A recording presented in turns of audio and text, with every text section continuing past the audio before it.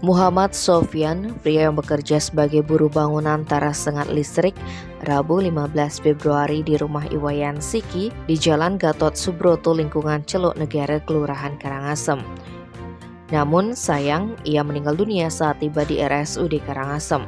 Kapolsek Karangasem Kompol Putu Sunarcaya Kamis 16 Februari mengungkapkan kejadiannya bermula ketika korban hendak memasukkan cuk mesin las lantas menghidupkan saklar di adaptor. Namun tiba-tiba korban berteriak. Rekan korban langsung melompat dan mencabut stop kontak. Ketika dibawa ke halaman rumah, korban kejang-kejang sehingga dibawa ke rumah sakit. Namun sayang, setibanya di rumah sakit, pria asal Bondowoso itu dinyatakan sudah tidak bernyawa. Tim Bali Express melaporkan.